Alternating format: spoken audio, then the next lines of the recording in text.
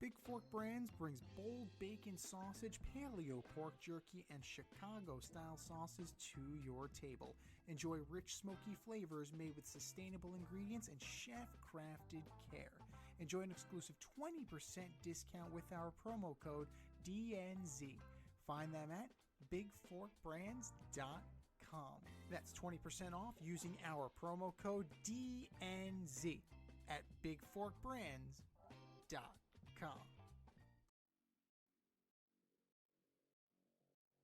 Coming at you from the AO Studios, it's the Fade Route with D and Z.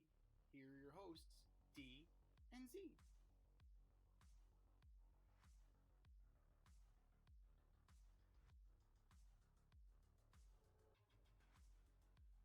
Powered by Riverside FM.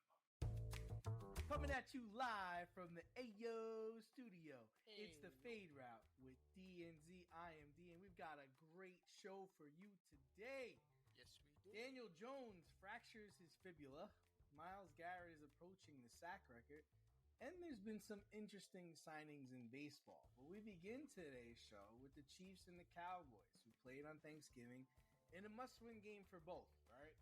Cowboys emerged victorious behind some controversial calls by the refs. Despite the loss, KC is still alive. And despite the win, the Cowboys have still a long way to go. So, Z, which team do you believe in more going forward? Well, it's one of those weird things because you're looking at the stat line, right? Mahomes seems to have a decent enough day. Throws for four tutties. They're moving the ball.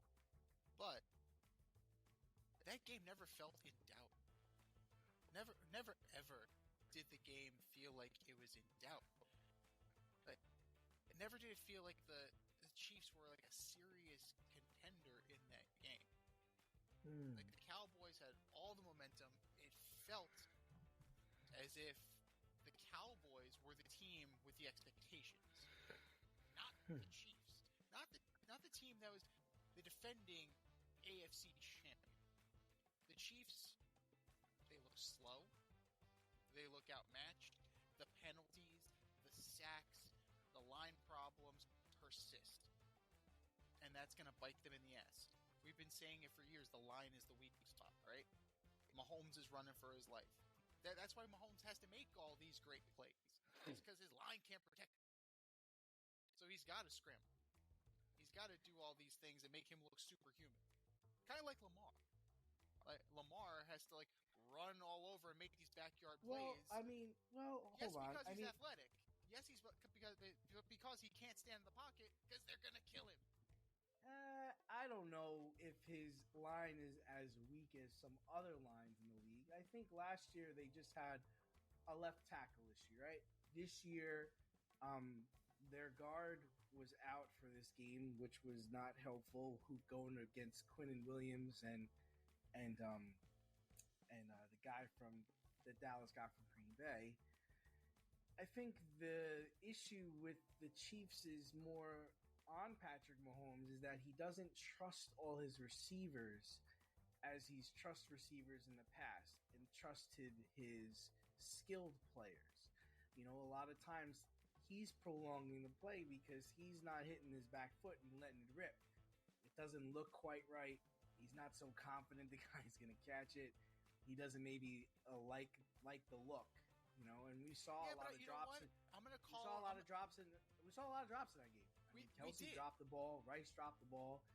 But I'm going to call a little bit of BS on that too, because we were talking about once he gets his weapons back, this motherfucker, how many more weapons does he need? Yeah, no. You have Hollywood Brown. You have Kelsey. Right. Pacheco's back. You have Hunt. Dude, no, come on. And what I'm trying to say is I think it's more on Patrick because he's not trusting those guys. We saw Hollywood Brown making an amazing catch. That was amazing. That was a great catch. Because he's a very talented receiver and he can be trusted, and they need to put more. He needs to put more trust in his throws, in his execution of plays, and stop with the backyard bullshit.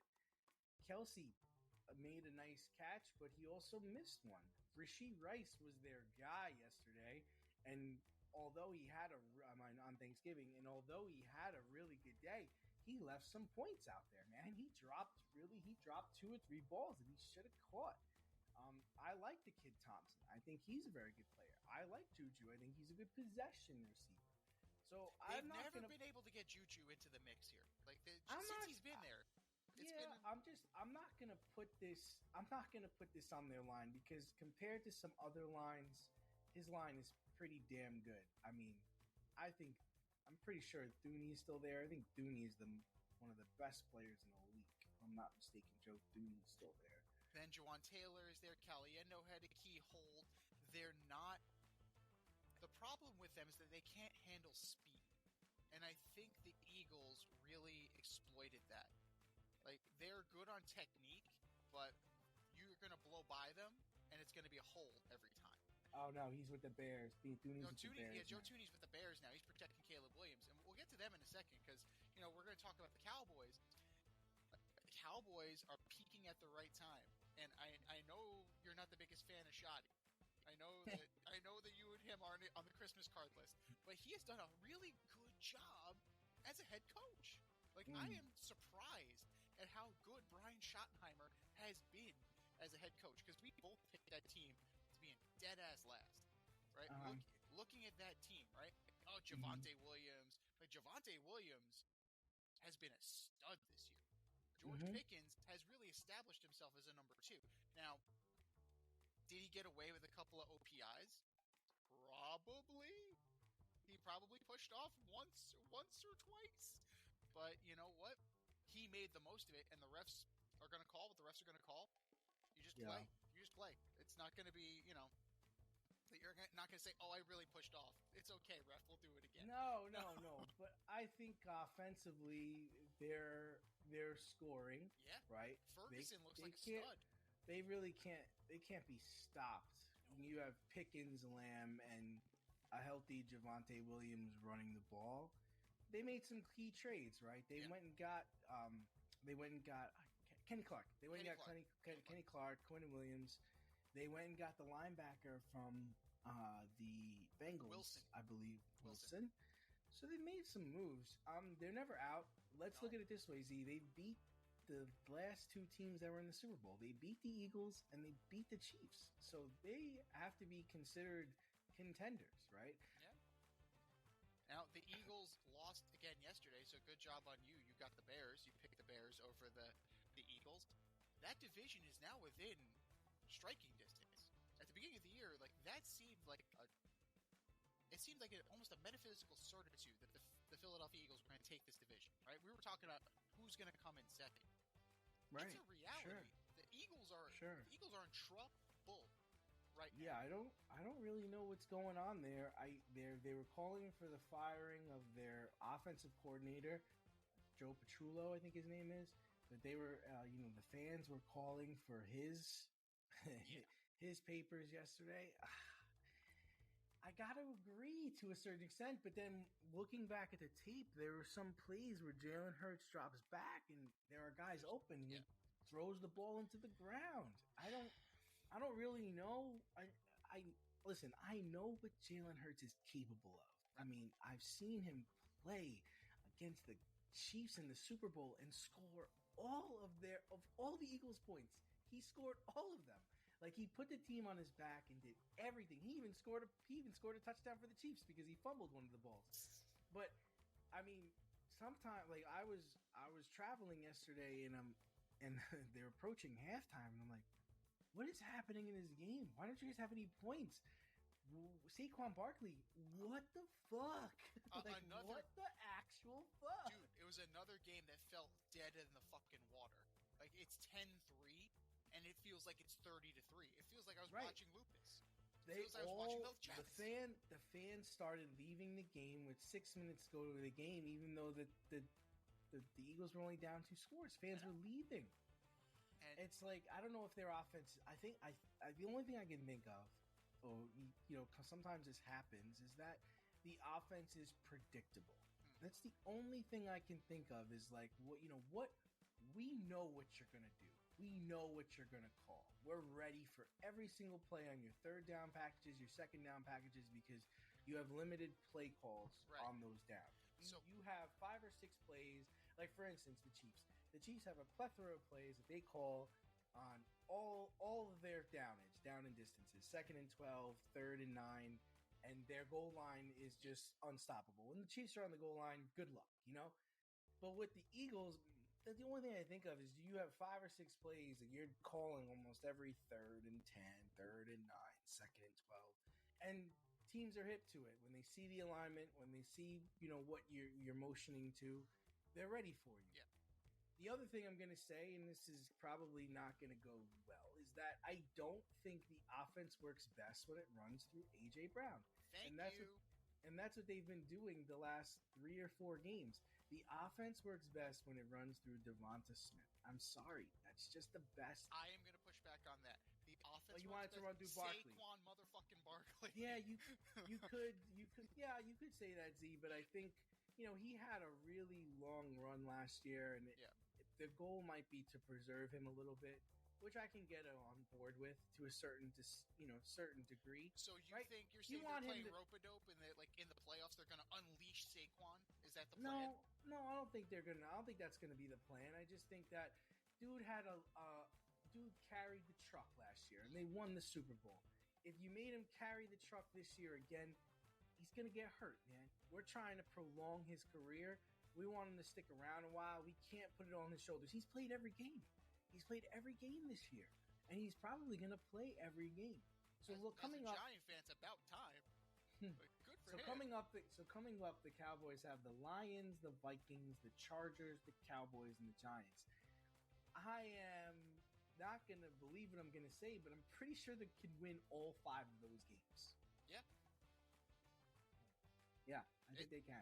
The only game that might give them trouble is a pissed off Lions team or a desperate Chargers team. The Lions feel toothless, man, to be honest with you. After seeing their performance on Thanksgiving with the Packers, the Lions don't feel like the same team. It feels like their heart and soul was taken from them when Ben Johnson went to the Bears.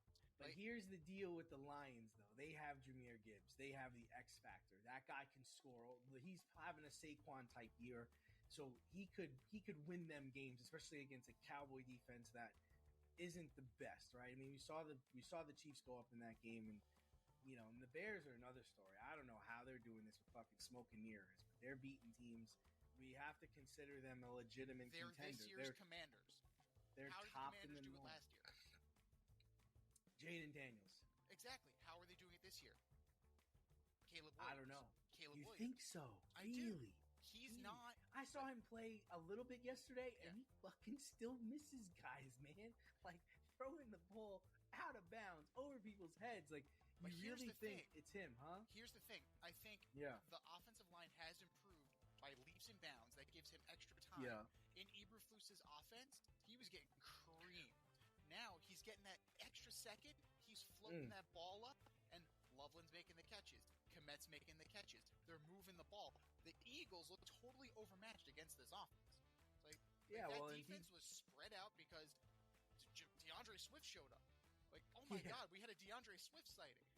And Mungai, Mungai.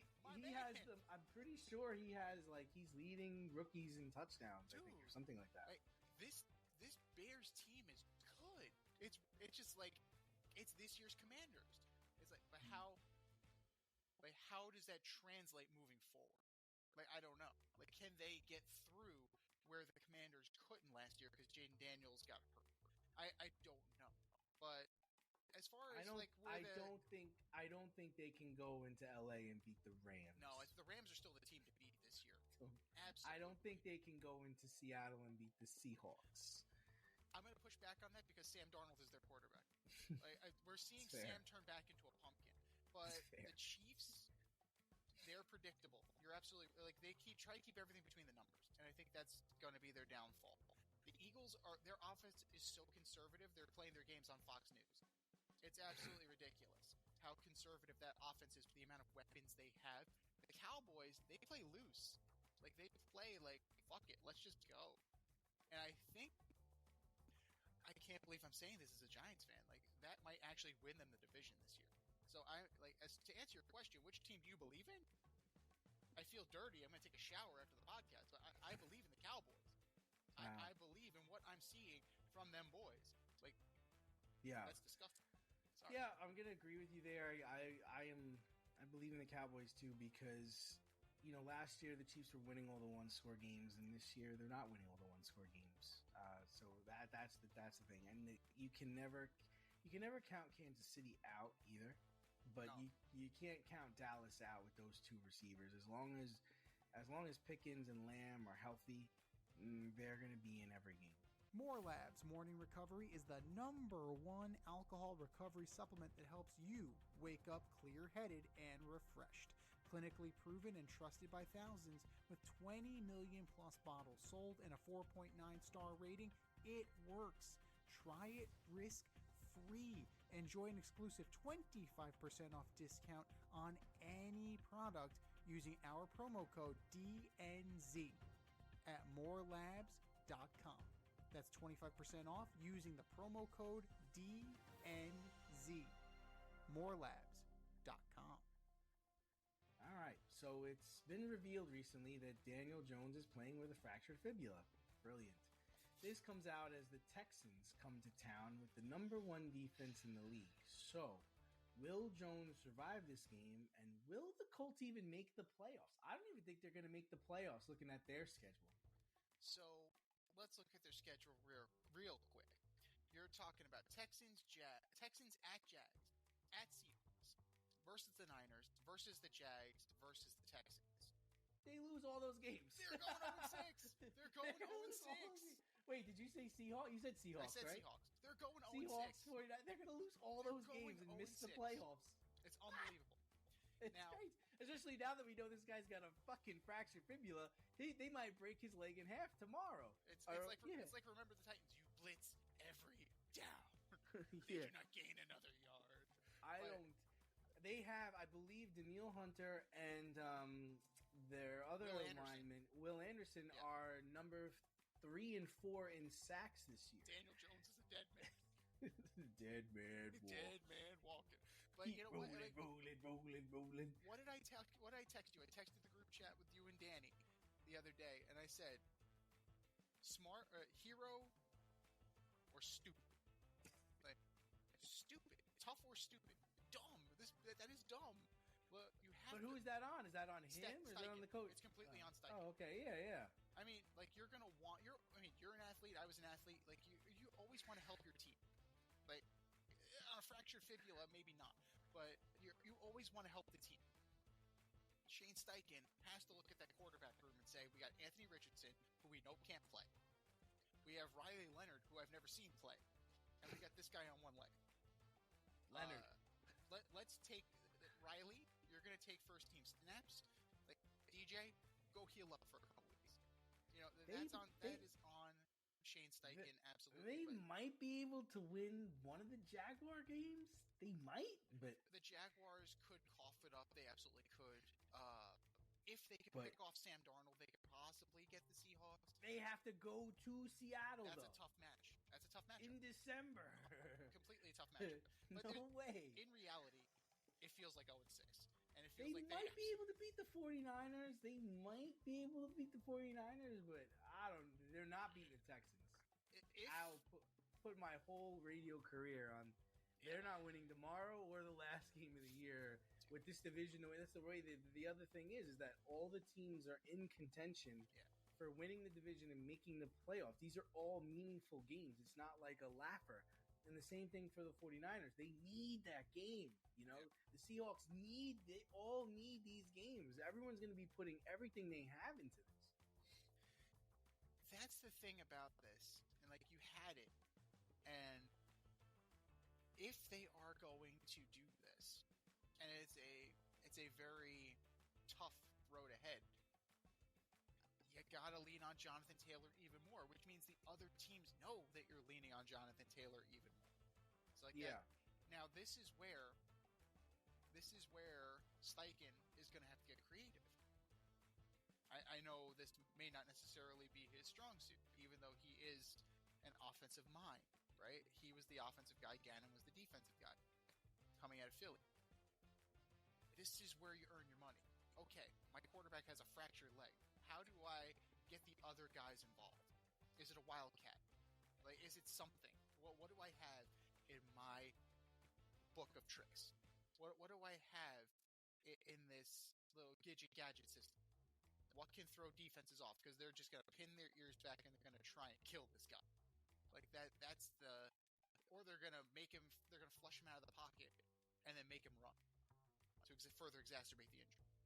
So, it doesn't look good.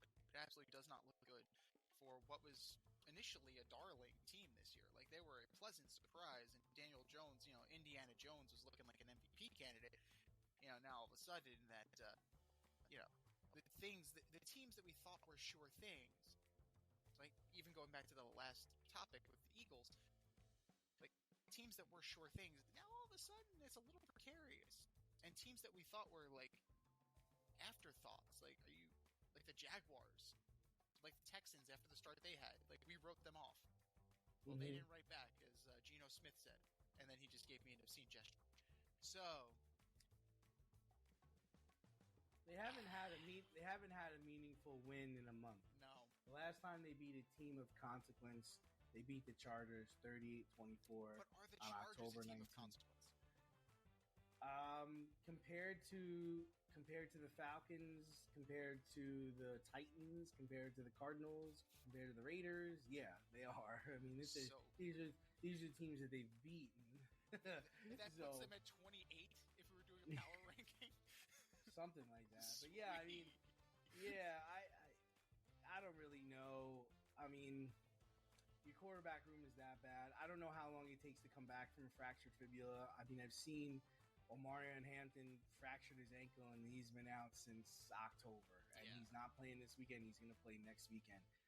So was it something that maybe when he fractured it, they should have shelved him, just to get him back? But I don't really know. I just, like I said, I don't see him surviving this weekend, and I don't see the Colts making the playoffs. That's the answer to the two questions that I have. So moving on. Baker Mayfield is trending towards playing against the Cardinals despite having a sprained AC joint in his non-throwing shoulder. Tampa Bay Buccaneers have been dreadful the last 6 weeks. They finally come home to play the Cardinals. CJ Stroud is trending towards playing against the Colts this weekend after missing the last 3 games with a concussion where the team went 3-0. Should either of these guys be playing this weekend? Well, let's start with the fact that the alternative is Teddy Bridgewater. Teddy Bridgewater looked fucking terrible. What the hell? Like, Teddy Bridgewater did not look prepared to play. Yeah, that seems to be a trend this year. Is backup quarterbacks are not ready to play. These are just facts. Teddy, you're in. Me? Who? So, and the fact that they put him in over Kyle Trask. Yes, we've seen nothing from Kyle. Kyle Trask was supposed to be the next Tom Brady. You remember that coming out of college, Kyle Trask? I do. He wasn't even Kyle Brady. He's gotten no burn in this league. So, I mean, the UFL's hiring, buddy. You might want to go. But, Teddy Bridgewater just looked unprepared, and he looked like a dude who should be coaching high school football. Like, he just did not look prepared to play. And say what you will about the Cardinals. The Cardinals will be coming after you. The Cardinals they got no running backs this weekend. Everybody's hurt. The whole backfield is hurt. Nobody's playing. No. And then Marvin Harrison Jr. is not back. He's still getting over his appendix surgery. Right. Jacoby Brissett on average is getting sacked between 5 and 8 times a game. Offensively, it's a mess. It's a mess. But defensively, they keep you in the game. And the second baseman is quarterback. No, he's on IR. He's out. Awesome. The second baseman is done. He's done. So he's done in fantastic. Arizona. Pretty sure he's done his last game. That's there. a mess. We thought it was Cliff Kingsbury. Clearly, it's not Cliff Kingsbury. You change the court, change the coach, change the culture. I mean, listen, Brissett looks good for what he's got around him. He just he holds the ball too long. There's a reason why he's a backup. There's a reason why he's a backup. But at least he's ready to play. True. Now you look at the Texans, right? They're trending in the right direction without CJ Stroud. Right. Davis Mills is in command. Now, right. How long can you expect this from Davis Mills? But they also look better offensively with Mills. They absolutely do, because Mills is confident in what he's doing. CJ Right. Stroud always looks like, oh shit, what the hell's going to happen now? He always has that deer in the headlights look. And yes, the ice water in your veins and all that stuff, but at some point, it doesn't work out. And they're doing this without Mixon, right? They're doing this without Dell. Like they're missing some key players too. They caught Dameon Pierce, which, you know, he was a starter in this league for years. Wow, I didn't even realize he did that. Oh, they cut him like 2 weeks ago. They're running with Chubb. Like they got a chubby, and they're gonna go for it for however long that takes them. But in terms of who should play, I think Baker's got to play, because number one, you have to hold off the Panthers, right? And I can't believe, like, in the year of our Lord 2025, I said that sentence honestly. Like, it wasn't an ironic sentence. You have to hold off the Carolina Panthers right now, and Bryce Young. So neither team really has a quarterback at this time. Mm-hmm. But you can't trust the other guys behind you. Yeah. And Bucky Irving has been up and down. You got, you know, you've had your own share. No, of he's just been down. He hasn't played all season. He's actually playing this weekend, and they're gonna go with a 3 backfield committee, which you know, against the Cardinals it should be fine. But not with any sort of serious. So I'm going to push back. I'm going to push back on it a little bit. I actually think they should let Baker rest. I don't think they need Baker Mayfield to beat the Cardinals. I think the defense is going to swallow Arizona whole, and really you're just going to need 2 or 3 touchdowns to beat this team. And you're getting Bucky Irving back, supposed to be at full health. You have Ibuka. I'd let Baker rest. Teddy. Or you could just focus on the running game. Just give it to Tucker, give it to White, and give it to Irving. Just let them run. Let them run the Cardinals out of this game. It's a home game. You haven't been home in like a month, and you're going to swallow the Cardinals whole. You have something to play for. They don't understand where you are in the season and understand the importance of this game. Baker was getting killed against the Rams. Like, let the guy rest his shoulder. It clearly affects his throwing, clearly affects his ability to run, clearly affects his ability to play. On the other side, I disagree with you around Stroud too. Let Mills play. Just let him play. Oh no, I said Stroud. Oh, you want Stroud? Okay, yeah. Mills is the guy. So I agree with you there. I'm sticking with Mills as long as we're winning. I'm not fucking this mojo up, because he's also getting everybody involved. Nico Collins is getting the ball. You know, we're not turning the ball over. He's not taking too many sacks. He's got a good rapport with the team. I'm not saying Stroud's career is over, and then you don't lose your job to injury, but we're humming right now. Tell that to Drew Bledsoe. Tell that to Drew Bledsoe. That was a decision that they made, because if I remember correctly, Tom hurt his ankle in Pittsburgh, and Drew had to come in and finish that game. They had a chance to stick with Drew, and they decided not to. And if Drew would have won, would have played, they still would have won. It wouldn't have mattered. That year didn't matter. It was either one of those guys could have won it that year. But no, I don't think Stroud should go back. I think, you know, he's having a terrible 2 years when you think about it. And you know, it's time to autocorrect, and the Texans slate the rest of the way. They can win these games. They have a defense that is hungry. They're after you. They're fast. And DeMeco Ryans is what Robert Saleh should be, right? He's got the head coaching thing under control. He's not a cheerleader on the sideline. He understands how to coach these guys. I mean, come on, he's coaching the Texans, man, and he's in contention for a title here, like, you know. So I think it's pretty clear cut what he should do here, but we'll see what happens. Avoid messy accidents. Get better stopping power with your brake pads. Callahan brake pads. You never know when you'll be driving in the road and there will be a truck tire that you need to avoid and save your family. Callahan Auto. We really care about what's under your hood. Switching over to Myles Garrett. Myles Garrett, the defensive end on the Cleveland Browns, currently has 18 sacks, is on pace to break Michael Strahan's record of 22 and a half sacks in a season. The Browns are 3-8, and they're not going to make the playoffs. They're starting Shedeur Sanders this weekend as they did last weekend when they beat the Raiders. So does this regular season accomplishment matter considering the Browns are not in contention?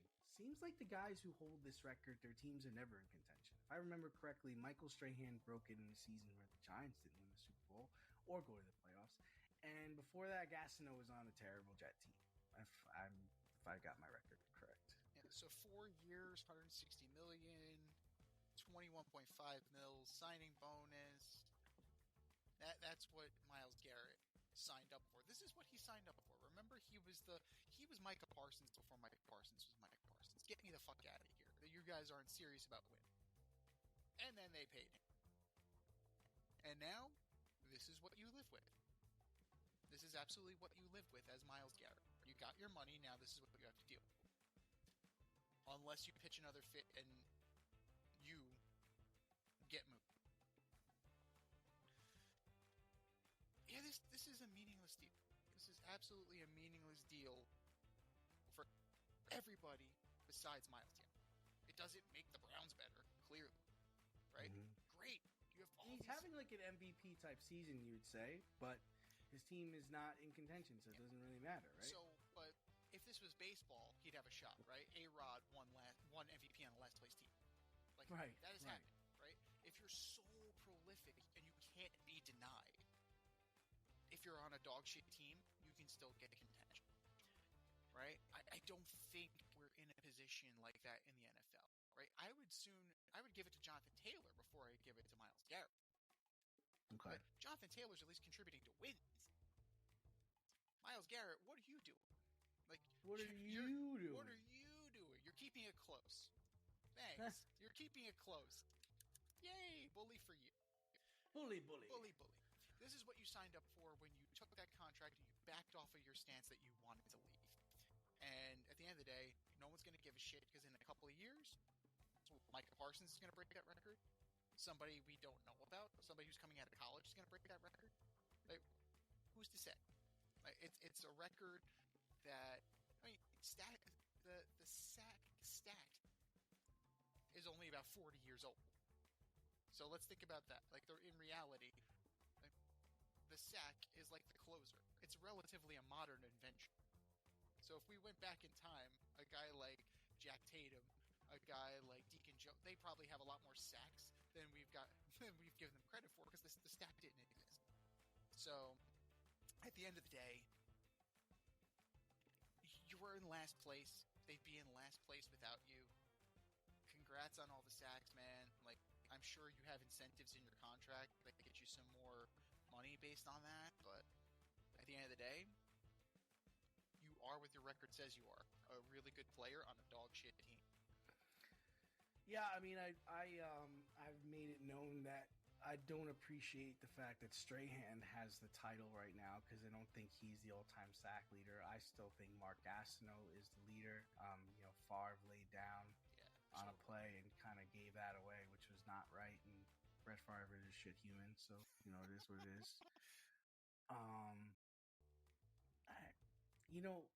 I guess good for him individually. I mean, he's doing everything that he can, but in the grand scheme of things, it's not making a difference. It's not changing the outcome of these games. It's not even helping their 3-8 team. It's not they're not any closer to 500 with him than they are without him, right? No, so I think it's argued. I don't think he's the most valuable player on a team because despite what he's doing, he's almost getting the sack record here. They're still terrible. You can argue that with Jonathan Taylor, the season he's having, and is helping Daniel Jones play better. It's helping the offensive line play better. It's helping the defense play better.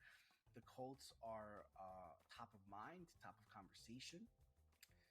So yeah, I don't think this matters. I'm not really into this sack record. It's pretty incredible what he's been able to do because I think he has more sacks than the four guys like the two guys that are under them combined, I don't think have as many sacks as he does, which is crazy, you know. Let's talk about Shador Sanders for a second, though. Like, I mean, they beat the Raiders, which for some reason led to Chip Kelly's firing, but whatever. I mean, I don't understand how the defensive coordinators get fired if you can't stop Shador Sanders, who... Well, the Raiders have been a massive disappointment.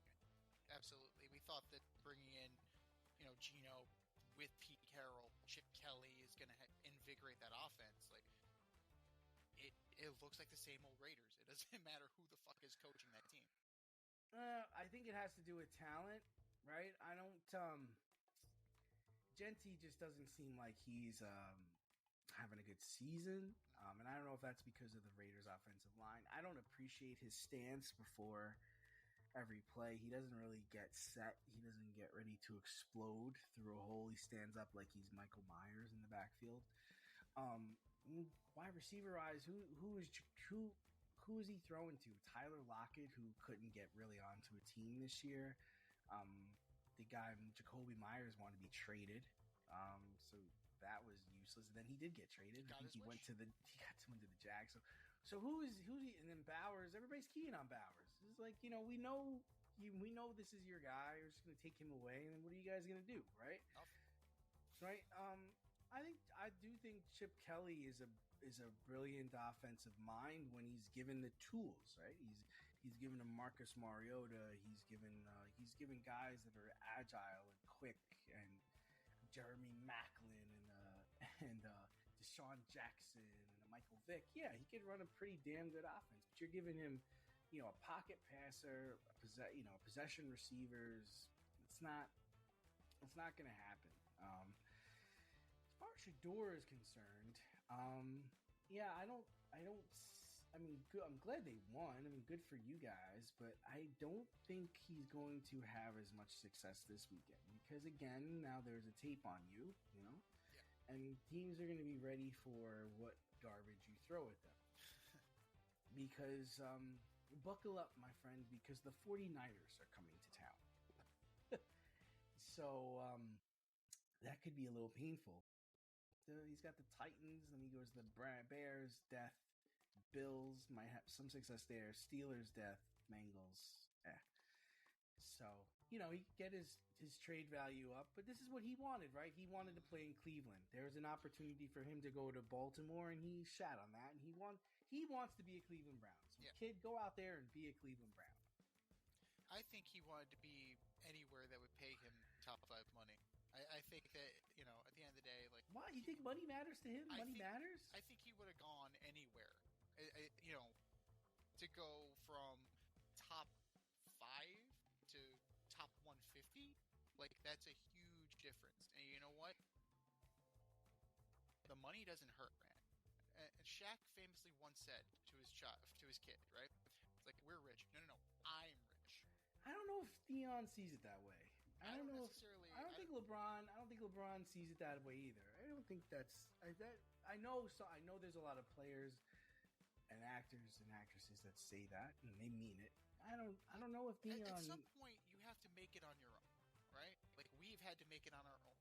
As an adult, you do eventually have to make it on your own. And he's been trading on his dad's name the entirety of his adult life, right? Now is this time for him to become his own man. And he handled that question very well.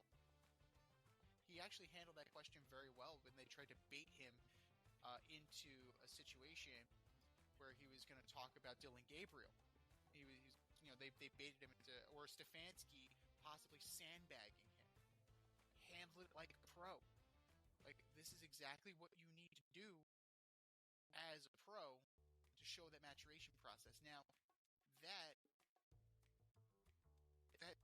like, when you juxtapose that with how he was acting during the draft, that's, like night and day. Like, there's definitely been some maturation outside of the prime camp. And now, I think the play needs to match with that. And we'll see. Like, this is going to be some growing pains because nobody's coming to save him. Right? Yeah, and why not? Let him play. It doesn't matter, right? Stefanski's coaching for his job. Is he really? I think that ship has sailed, right? He's gone, right? I would assume. I don't think he's. I don't think he's not coming back. But they don't have a quarterback. They don't have Dylan Gabriel is not the answer, man. They had a quarterback and they let him walk out the building. They cut him. They had Baker Sean Mayfield. Watson comes back next year. They had Baker friggin' Mayfield with a lead against the Chiefs. Yeah. With the possibility of getting the Browns into the Super Bowl. Yeah. And they pissed it away. This organization has pissed it away. And Stefanski has been given Watson. He's been given Sanders. He's been given Gabriel. He's been given Flacco. He's been given like all these other guys. But they had the guy in the building. And they cut him. And they fucking cut him. And for that, it's inexcusable. And I don't know if that was a Stefanski decision or if that was a Haslam decision. But bottom line is that the Cleveland Browns are the Cleveland Browns are the Cleveland Browns. And the Browns are the shit. Always. They're always going to make the wrong decision. So, we'll see what Sanders is going to be. I mean, we'll see what Myles Garrett, if he sets this record, that'll be a good prime accolade for him. They'll demand more for him on the trade market. Because... Oh, so you think he's trade bait? He's got to be. Like, anything not nailed down has to be. Like, he's not gonna... Like, that team's going nowhere. How about Deshaun Watson? How about Watson? Is he trade bait? Nobody's taking that contract. Nobody. There was a running joke that they traded to the Saints, and the Saints just worked out Justin Tucker, and Watson and Tucker could have some conversations about certain illicit off the field activities. Oh wow! I didn't realize that Tucker has been able to get a job. No, he's finally active to get a job. He's finally able to start trying out for teams, and he worked out for the Saints of all teams. Like, yeah, we're going for the number 1 pick. Let's bring in Justin Tucker. So that's kind of where football is at the moment. Step outside of your safe area and make a statement without saying much with FCK Clout Lifestyle Apparel. Embrace the colorful chaos and stay emotionally regulated in their graphic tees, hoodies, snapbacks, accessories, and more. Go to fckclout.com today and check out current season and past season merchandise for men and women. Get it while you can. That's fckclout.com. Check them out today. fckclout.com.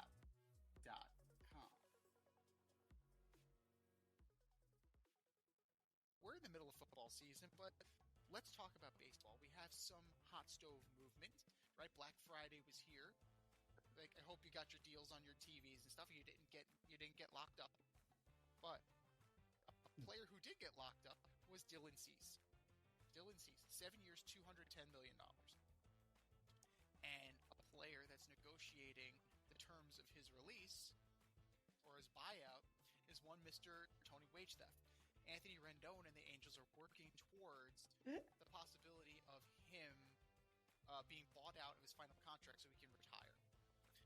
If by retire, you mean go to the Dodgers and win the MVP.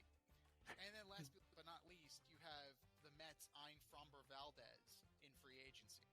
So, which move is most appealing to you at this point in the hot stove season? Oh, man. So out of these moves, I think Dylan Cease is huge. Surprised the Yankees didn't get on this like 2 years ago or last year. But you gotta like what the Jays are doing as far as building a rotation. I still can't get over how they had Shane Bieber on their freaking team, and he's opted in. He's staying in Toronto. So now you have these young live arms, right? Mm-hmm. And you're in a division where there are teams like the Yankees who have heavy bats, and the Orioles, even though they had a down year, they've got some guys who can hit the ball. You're talking about a team that could possibly have a sub-14 ERA. Their bullpen is legit. They went toe-to-toe with the Dodgers. That bullpen has been battle-tested, and they know what they can and they know what they can't do, right? Mm-hmm. So you gotta like it. I mean, the thing I'm curious to see is I'm hearing that the Blue Jays, the Toronto Blue Jays, are in on Schwarber and Tucker. Can they get one of those guys? And I think, this is just my opinion, Schwarber is the one that I'd want. And I think if they can get one of those two guys, they're going to be in good shape. I would say if you're going to go choose between those two guys, I would go for Tucker, just from the standpoint that he plays the field and you can take George Springer and make him your everyday DH. He does, but I'm ready to kick the tires on Springer. I'm ready to let my World Series MVP kind of ride into the sunset. And Tucker, I don't think he's a fraud. I think he's a damn good player. I don't know if he's worth all the money he's looking for. Right? And there's a reason why the Astros let him go, right? There's a reason why the Cubs aren't throwing a lot of money at him, right? These are teams that have seen him play. He's been in the clubhouse with them, seen him on the field. They know what he is, right? So I'm gonna understand the temperature of the room. So it's like I've seen what Schwarber's done. I see the damage this man unleashes on the ball. I've seen him at the top of the order. I've seen him hit 4 bombs in the game. Like, I've seen the city embrace him, right? Did the Cubs really embrace Tucker? Did the city of Houston really embrace Tucker? No, right?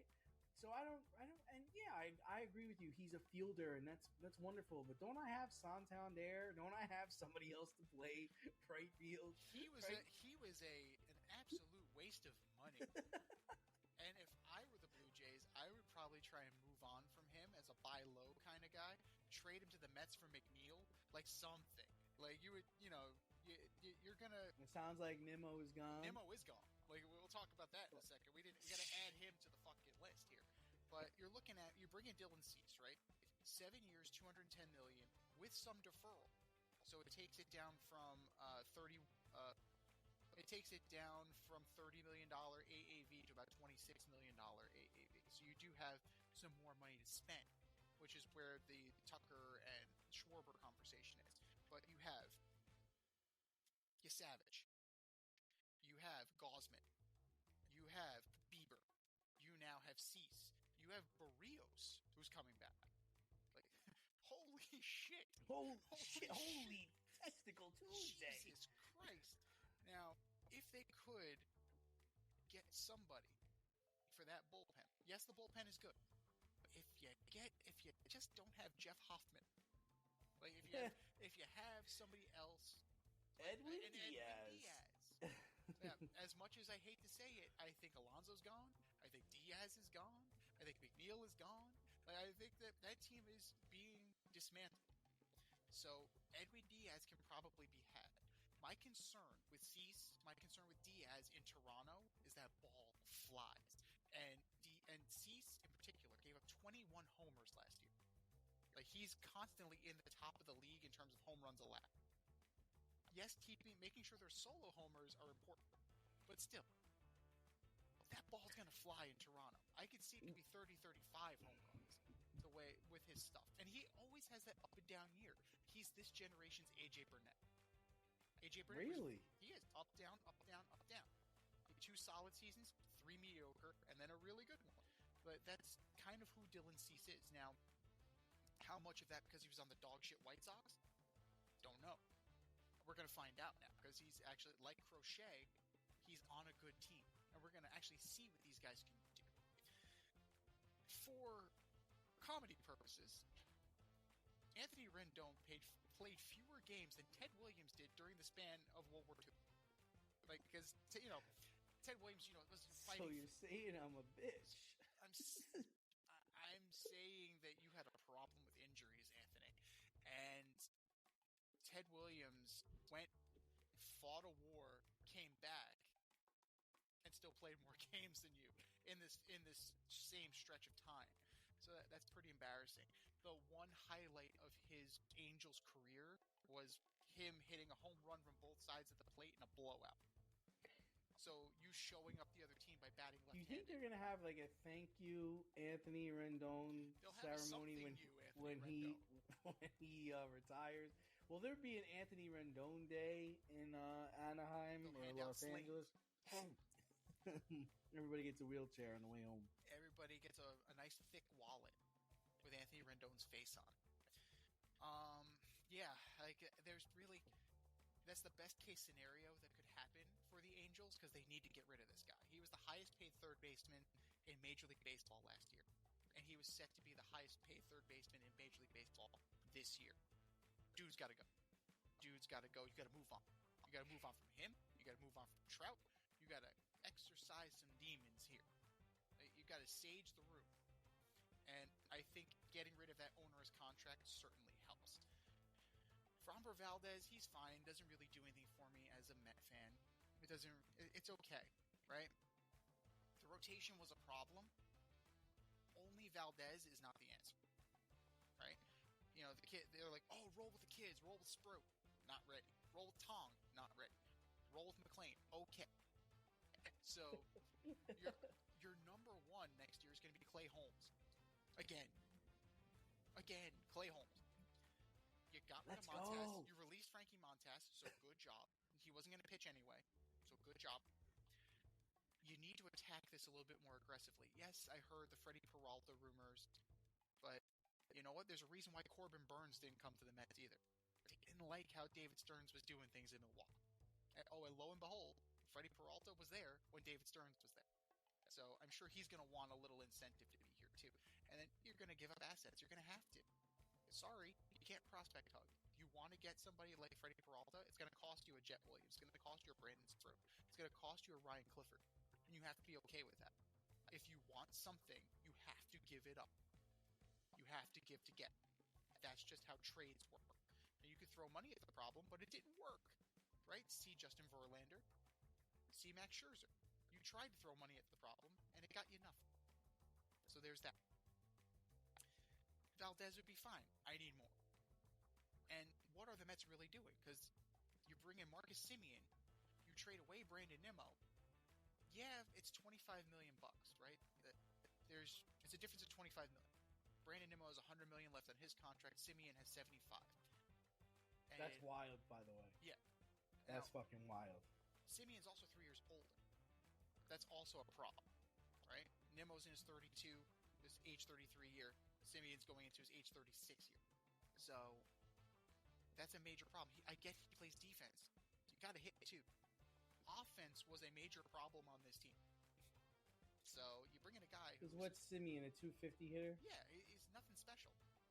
He's okay. You bring him in for the defense. I understand what you're trying to do. Run prevention is important, but so is scoring. Oh man, he had it down last year. He had it down, and he was coming off a broken foot. And he had a broken foot. 230 with 15 home runs and 62 RBI. Ooh, stud, complete stud. And yeah, he's a career 250 hitter, so he's 20 points down on the back end of his fucking career. And I what are we guarantee thinking here? He's 35 years old. Dude. Yeah. And on top of that, oh my, you're not getting you're not getting Brandon Nimmo's on base percentage either, because Brandon Nimmo takes his walks. That's the beauty part about Brandon Nimmo. He takes his walks. Oh my! I don't know what's going on here. I absolutely do not know what's going on. I expect Sabester, down Philly. Oh, Sabester, what do you want? Why do I feel like I'm getting my pocket pick? Oh my! When you get the answer you're looking for, hang up. So yeah. That is exactly what happened here with Chris Young and David Stearns. But in most what do you want for appealing- Semien? You mean Marcus Semien? Yeah. No, Trevor Semien. I heard he gets to sling it. I want my players not to pay for soda the rest of the year. Who made the phone call? I'm thinking it was Stearns. I think Stearns made that phone call. Now the rumor is that Chris Young did, but you couldn't get better than Marcus Semien, man. Dude, he was not the buy low candidate. Are they going to try to get? Are they going to go for? Are they going to go for this kid from Tucker. Toronto? I think they're going for Tucker. sweepstakes, and I'm not so sold. No, who's the kid in Toronto that's on the market? Oh, which one? There's they're not going to trade Varsho. They're not going to. No, not trade. It's a free agent. He got infielder, shortstop. What's their shortstop? Oh, Bo Bichette. No. Yeah, they're gonna go for Bo. No, because you already have Lindor at short. You have Simeon at second. I mean, I don't know what Texas was linked to the Yankees possibly dealing Corey Seager too. Like I think the Rangers are strapped for cash, so I think that's why they're making these trades. Like you took on a guy who's $25 million more expensive. I'm confused, right? You still have DeGrom, who's making a shit ton of money. Now you brought in Nimmo. You're bringing in Mets, who are making a shit ton of money. I don't know what Texas is doing. And with the Mets, like David Stearns is going to make a Milwaukee East. That's the goal, to make it a good enough regular season team, and then they're going to suck in the playoffs because they're not going to be strong enough to bang with the legit contenders. 2 years ago, they got through the Phillies. They didn't have the pitching to get through the Dodgers. Last year, they didn't have the pitching again. For the vaunted pitching lab, they didn't have the pitching to get the job done. Now, the whole thing is getting torn down. So, expect a down year from the Mets. But most appealing, by far, Anthony Rendon. Thank you. Thanks for the memories, Tony. Thanks for the memories. Thanks for the memories. We'll see you in Cooperstown. Maybe. You'll buy a ticket. Is there a jail there? So you're saying I'm going to kill you. I'm not saying you're a bitch. I just got here. My hip kind of hurts. Today we go see a doctor. You had the whole off season. It's day one of the first week. What are you doing? Oh my God. What do you mean he's out for the rest of the year? The year didn't even start yet. Master class. Well done, sir. I wonder we got to talk to John Barrera. We got to see if the Angels could possibly sue him. I want my money back. I'm going to kill you. I want my money back. That's some crazy stuff, son of a bitch. But let's definitely look into that. John Barrera, if you're listening, let us know if you're available. We'll talk contract law about Tony Rendon. Want to get your business in front of real sports fans? The Fade Route with D&Z reaches over 1,000 listeners every month. We drop fresh episodes every week and stay active on social media so your brand doesn't just get heard, it stays top of mind. Local, loyal, and ready to spend. That's our audience. Are you ready to be part of the in crowd? Yes! Let's talk about how we can increase your foot traffic or get people to visit your website.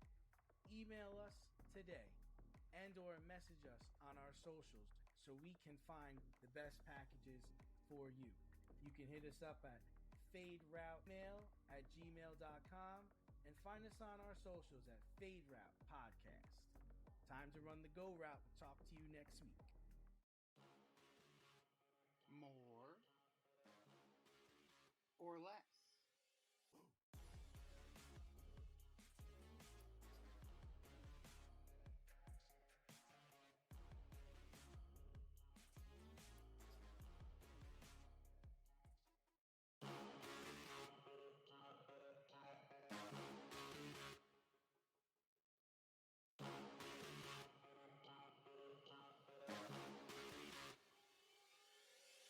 All right, boys and girls, we have some statements that they're more likely or less likely that they're going to happen. More or less, number one, the Baltimore Ravens will win the AFC North. Less likely. I mean, they're just, like I said, I've been saying this for 3 weeks now. They're giving shit away. They're not, it's like, hey, this is how bad we are. You want to see how bad we are? This is how bad we are. We can't beat the fucking Bengals in Baltimore on Thanksgiving. That's how Joe Burrow hasn't played football in fucking 3 months, and we can't stop a nosebleed, guys. We can't do shit. Oh we my are God. We are terrible. We are so bad. So bad. Oh my No, God, we're man. having a fire sale. We're so bad that we can't beat the Bengals at home. So no, I think it's less likely. Give it to Mason Rudolph and the Steelers over us. My God. My God. I really don't see how. Just to touch on Steelers for a second, I think Rodgers is going to give it a go this weekend. I don't see that working out really well because listen, I've fractured my foot before, and the pain. I can't. I mean, if somebody was to even touch my foot or squeeze my foot, the pain is just a level 10, and that's just for a fracture. And that's what he's fractured his wrist. Mm-hmm. If somebody was to tackle him and he'd hit the ground, my God, there'd be tears coming out of your eyes unless they shoot him up. Toradol. Complete freaking Toradol. Right, you got to shoot it up. Heavy. Go heavy, man. Give me the shot. Give me the shot. Give me another shot. That doesn't really make medical sense. All right, do it anyway. It does to me. It's like, Yeah, exactly. Unless he's playing on ayahuasca. Like, then he's seeing 6 receivers. I don't know. Like, it's fantastic. He can't put a cast on it because then you can't get the snap. And Yeah. even so, the only thing is, it's good. It's his left hand because that's on the bottom, Right. so it doesn't take the impact. But it's still, if somebody hits it, fuck. No. It's going to be a pain tolerant situation. Oh. You know, you have worse. Right. And fortunately for them, like, you could have worse backups than Mason Rudolph. I mean, there are. He's won for them actually in this league. Oh, he's a shit though. He's terrible though. No, he's not a good he's not a good quarterback, but in that system, it seems to work. Like, Both.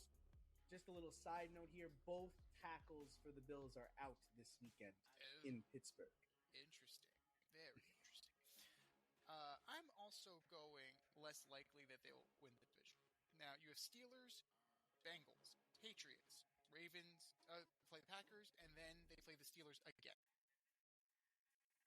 How many wins do you see? I see, well, especially since they just lost to the Bengals, there's a possibility they go 0-5. There's 0-5 there. The Patriots are There's better. a reality where There's an absolute. There's a multiverse where they don't win any of those games. No, absolutely. You figure 2-0 for the Steelers. You would think they would pay the Bengals back, but if they could somehow deal with the turnovers, because that was a major issue on Thanksgiving night, but you know they made the Bengals defense look like the 85 fucking Bears, and only the Giants measure up with the Bengals in terms of mediocrity. And then you have the Patriots and the Packers. So like, The 10-2 Patriots, by the way. I don't see it, man. I don't see it. I want to believe. I want to believe, but it's just not there. It's just the defense has been a shambles this year. The turnovers now are a problem. Lamar's been in. Lamar's been out. No, it's not. It's not where the Ravens. He's not 100%. expected to be. He's No, not he's gotta 100%. be. He's not 100%, and it shows. It shows. They made the wrong decision riding with Cooper Rush when Tyler Huntley was available. Yep. So, Because then they finally did play Huntley, and he won. right. I think Lamar was out a month, right? Yeah. So you had an opportunity to tread water, and you chalk this one up. And the kill shot may have been on Thanksgiving night. More or less, number 2. Anthony Davis helps the Mavericks turn around their season. He has to, right? I mean, that's what they traded for him for. Yeah, I'd say more likely. I mean, they're going to be better with him than they are without him. You assume they get Kyrie back at some point, and the Mavericks seem adamant that they're not going to trade him, even though there's rumors that they've called the Knicks and they've called the Heat and some other teams. Who is this? Jerry! Yeah, so I would say more likely that he helps them. I think he's playing against the Lakers, if I'm not mistaken. Well, His next game. they can't do much worse. They're 10 games under 500 right now. They're 5-15. So even if you do trade him, it's more likely that they'll turn around their season because they'll get pieces that'll actually play. So there's that. But he is a rim protector, right? He can shoot. Like he's a prototypical modern big man. His bugaboo has always been injuries. Street clothes is a real thing. Street clothes is absolutely a real thing, and it's been his problem since fucking Kentucky, since college, dude. He's had some problems staying healthy. But on paper, right? Him plus Clay plus Flag plus Kyrie. That's good. That's good. But we don't play the games on paper. We play the games on the hardwood. And on the hardwood, they're 10 games below 500, and he barely plays. So, one way or the other, if he plays or not, more likely all the way. Either he improves your team, or he improves another team while giving you assets. So absolutely more likely that street clothes will somehow benefit the Dallas Mavericks this year. More or less number 3, the Red Sox will benefit from the services of Sonny Gray. All right. I mean, listen, he doesn't do very Yankee well. Fans, listen up. He doesn't do very well in the big markets. Okay, when the lights are on brightest, he tends to shy away. Oh no, I think it's less likely. As much as I like him, I'm looking at probably a 4.5, 5.05 ERA somewhere along there. Especially in that small ballpark, big market. It's just, don't be fooled. Sonny Gray of the Reds, Sonny Gray of Oakland. Those are the Sonny Grays that are really good. The Sonny Grays of the big markets, not so well. The sunny days of Sonny Gray are long behind us. Although, didn't he play? Who did he play for? Didn't he play for like St. Louis last year? Yeah, he was 14 and he did okay, right? Yeah, he did. Yeah, on a he did dog okay shit there. Cardinal team, and his ERA was 4.25. Yes. Okay. Right. So it will be, like I said, 450, 505, somewhere along there. Yeah. He gets people to swing and miss though, but He does, but he's sneaky old. he's 36. He's 36 years old. Now, he doesn't do Not the aware smaller on that arm. ballparks, and the bigger markets are going to eat him alive, right? Like, he thrived in Cincinnati. Really small ballpark. Great American And ballpark. Oakland too. Oakland, big ballpark, right? That's a pitcher-friendly ballpark for sure. Now, smaller market, definitely plays, right? Cincinnati, it's different than the Bronx, right? They're very, like, these are our guys. 2 years with the Twins. That's Big ballpark. That is where, like, you're looking at it's 8-5, 8-8, kind of treading water. The But ERA was 2.9 ERA. ERA. 2.9. Huge ballpark, and a good team behind it. But I think you're expecting, if you're the Red Sox, you got to be like expecting 10-8, 11-9, like something like that, like good enough. Like he's not coming in to be your ace. That's Garrett Crochet. Like you want him to fall in line.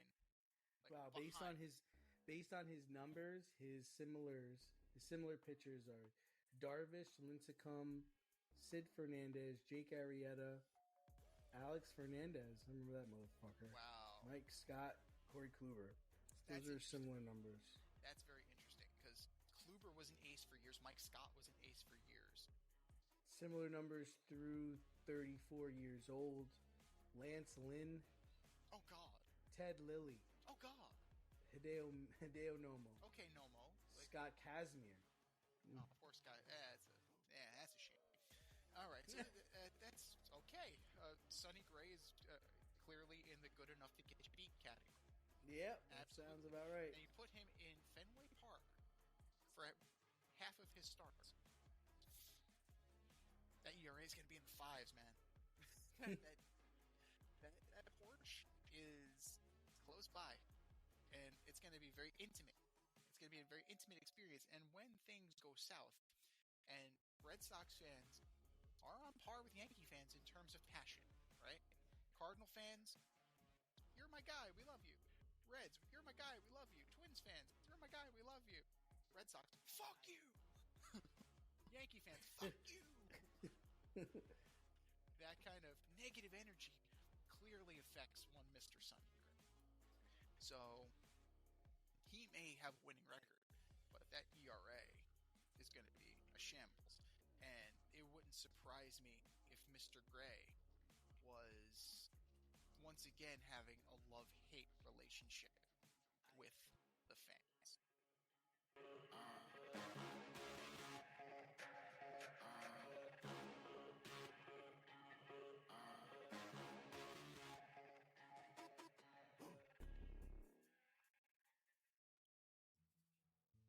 For all you grill masters, green thumbers, DIY aficionados, and home repair heroes in the Richmond, Virginia area, if you're looking for personal service quality products and a convenient shopping experience, then look no farther than Thacker Ace Hardware in Colonial Heights.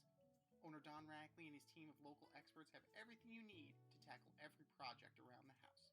I'm talking Benjamin Moore paint, Milwaukee and Craftsman power tools, plumbing, electric, hardware, the works. For you green thumbers, their nursery department is top notch, and I wouldn't be me if I didn't mention the grills. They have Weber, Blackstone, Big Green Egg, Traeger. I want one of everything. Give them a call today at 804-766-4223 and see how they can assist you. Or swing by 27 Dunlop Village in Colonial Heights. That's Thacker Ace Hardware, 804-766-4223, or swing by 27 Dunlop Village in Colonial Heights. Thacker Ace is the place with the helpful hardware folks.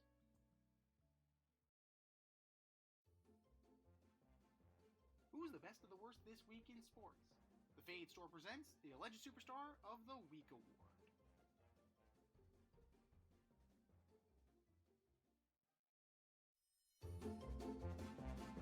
Alright, boys and girls, you know what time it is. It's time for the Alleged Superstar of the Week. You know how it goes. We put up a poll on our X account at FadeRouteDNZ and our Instagram poll at FadeRoutePodcast, and you vote. And you vote, and you vote, and you vote. And the winner of said vote gets a shout out on this here show and takes home the coveted Ass Trophy. And do you know who took home the coveted Ass Trophy last week, D? Dope. That would be Jamar Chase.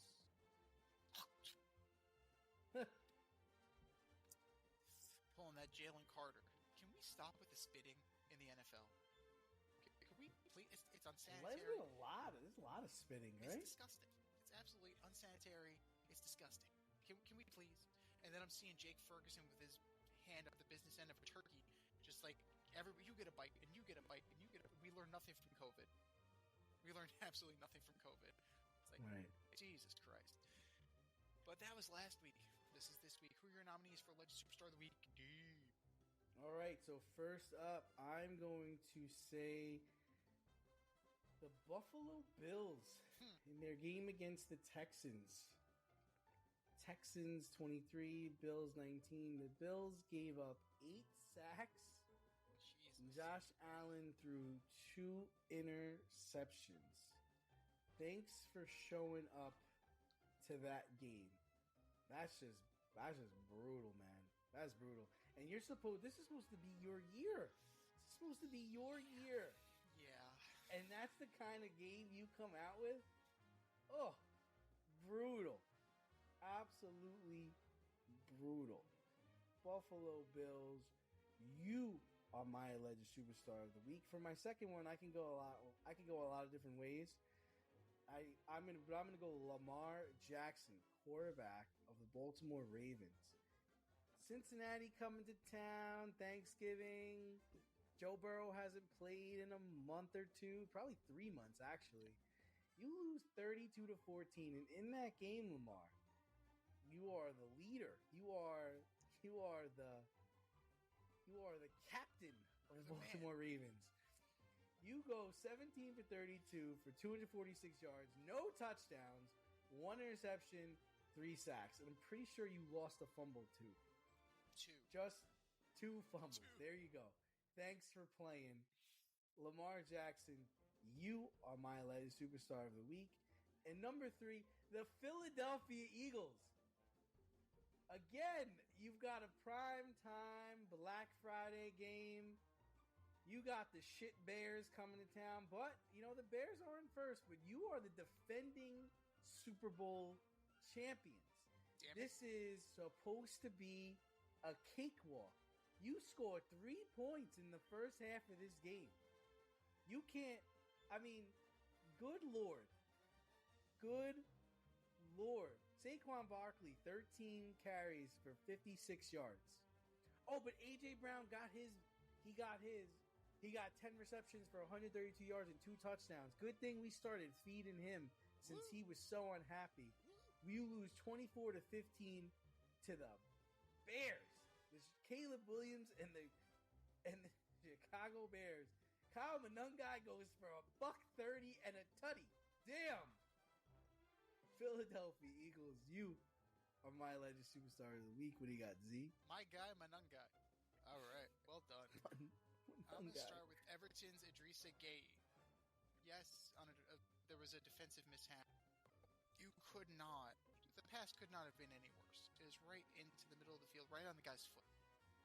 So he and teammate Michael Keane come together. Right on the guy's foot. Right there. It's right there.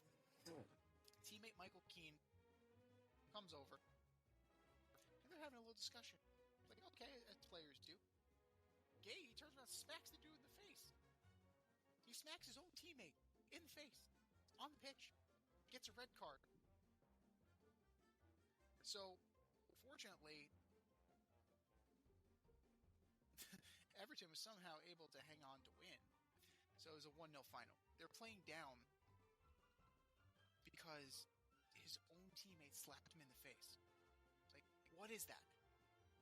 I've never been mad enough at a teammate to go and smack a dude in the face during a game.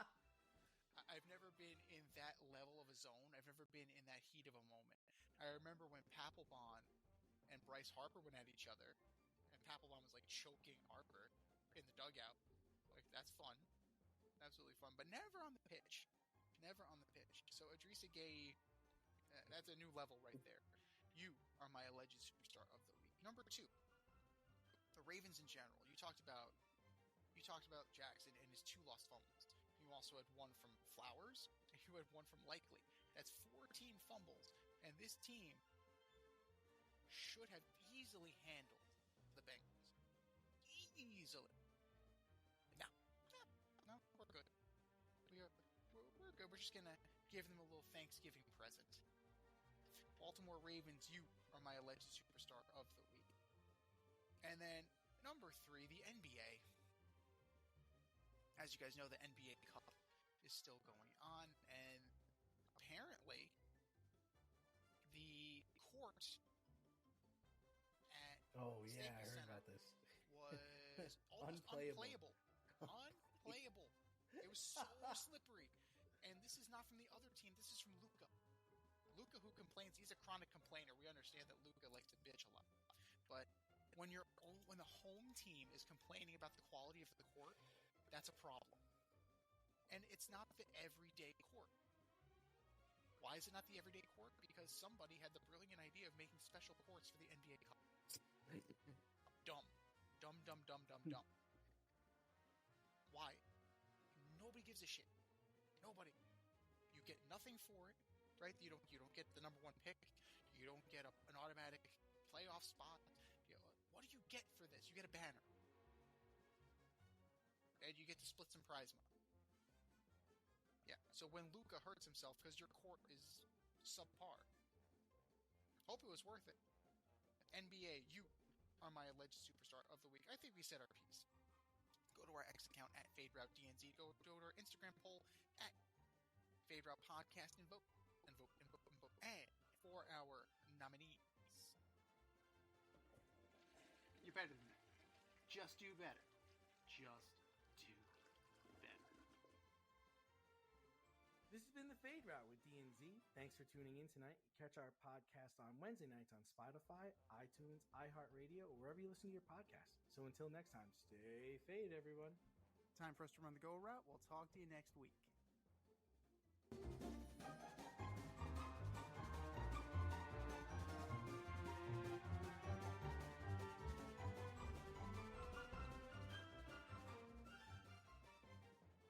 Thanks for listening to this episode of our podcast. If you liked what you heard and you want to hear more, be sure to like and subscribe on your favorite podcast platform. Leave us a review, rate us 5 stars, turn on subscription notifications, and share on social media. Tell your friends and spread the word.